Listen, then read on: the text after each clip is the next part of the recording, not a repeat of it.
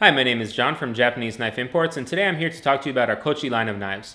The Kochi line is something that's an exclusive to Japanese Knife Imports, and it's something that we've been working together with one of the craftsmen that we know in Japan. Sadly, in the case of these knives, the craftsman would like to remain unnamed, but I will say that it's a pleasure to work with him. He's a younger craftsman, which is always great for us, as we like to support as many of the younger craftsmen we can as possible.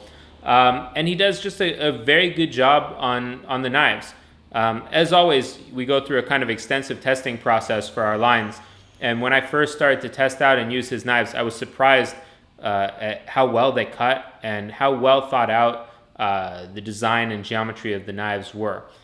So today I have some of them here, and I'm going to try and show you a few, and hopefully I can talk a little bit about them just to give you a better idea of what this line is like and the options that we have within this line. So first off, I want to show you a couple of Yanagi-ba.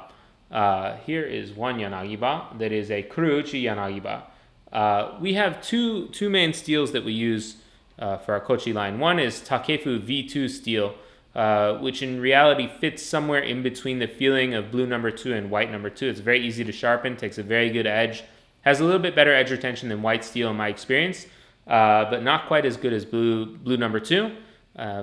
But as it's something that our craftsman works with frequently, I think he does a very good job heat treating it. So this one is V2 steel, and you can see it has a very beautiful kurouchi finish, which is the residual scale from the forging process. And here's the back of the knife. And I think he does a very good job with the grind of the knife and in general the quality of the fit and finish. They come with the burnt chestnut handles, which I talk about a lot, and they're some of my favorite handles because of the way that they feel in hand. They have a very good grip. They're more warm and alive than whole wood. They have a good grip when wet. They have a little bit more weight and body to them, and I just really like the way that they feel.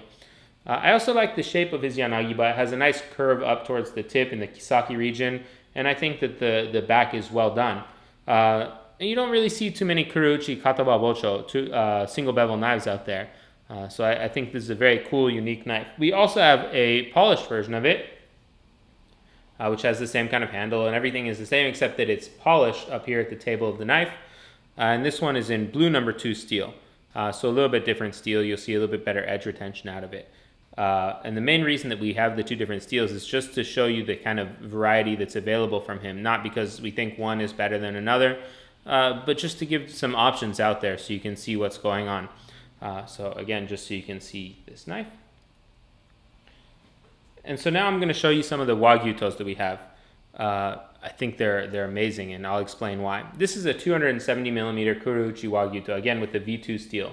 And you'll see that it has a very nice distal taper. It starts off very thick and gets thin pretty quickly and tapers out to extremely thin. I'm not sure how well that's going to come through. And you can also see, hopefully, how thin the knife is as it comes up towards the edge. One of the main reasons that these knives are so great is that they're exceptionally thin behind the edge, which makes them great cutters. One of the things that this craftsman does is he has them be thicker at the spine, then they get thin, and then a little bit thicker here, and then the bevel comes down and they become thin again. And he described it as drawing inspiration from architectural stability and structure. And he wants his knives to be very strong, not flexible or flimsy, but also move through food very well. And he understands the thinner the knife is, the better it will cut through food. And so he does really a great job at making his knives thin where it counts, even though they have a little bit more thickness along the spine and don't have so much flex. They're also a little bit on the taller side, which a lot of people like. I have a 240 millimeter Kuruchi Wagyuto myself from him, and it's one of the best, hands down, best cutters that I have. It's just great at cutting through stuff because of the way it is. Also, they work very well with hamaguri edges. I highly recommend micro bevels with these knives because of how thin they are behind the edge. The next knife I'm going to show you was something that a customer had special ordered from us at one point, and I thought it was a great idea, so I ordered a few more of them, and so now we have them. And what it is the 240 millimeter Kuruchi, it's Kensaki or Kiritsuke tipped Wagyuto. This one is also V2 steel, and comes again with the burnt chestnut handles. Sadly, these knives don't come with sayas, and I wish that I could get them for these knives, but because of the unique shape of the knives, it's not the easiest thing to do. Again, exceptionally thin behind the edge, has nice blade height to it, and just a very good, sturdy overall feel. This one is a 210 millimeter Wagyuto, just so you can see what this one is like. And let me grab a couple of petties while we're on the Kuruchi series of things. Here's a 150 millimeter Kuruchi Wa petty. And you can see the distal taper again and the blade height. And they're all very consistent. Every time we get shipments from them, everything is very consistent with regard to the quality and fit and finish and level of care that goes into them. Here's our smallest wapeti, which is 120 millimeters. All right, now we're going to move on to the Migaki line of the Kochi knives, which is the polished ones. They look more like this.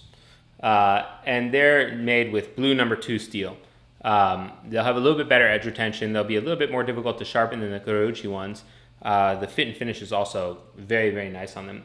The spine is eased and rounded. It's very comfortable. And so is the choil area here.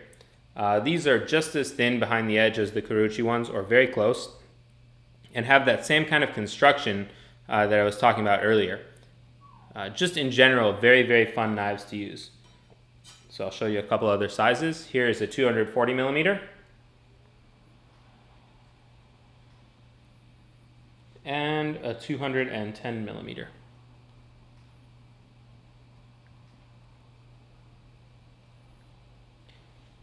Anyways, I hope that you guys can see a little bit more about our Kochi line of knives from this video. I really, really can't stress how much I enjoy using these knives. They're just fun to use due to the great geometry and very comfortable in-hand feel and just the thinness of the blade. Micro bevels really will be very beneficial to anyone who's interested in buying these knives.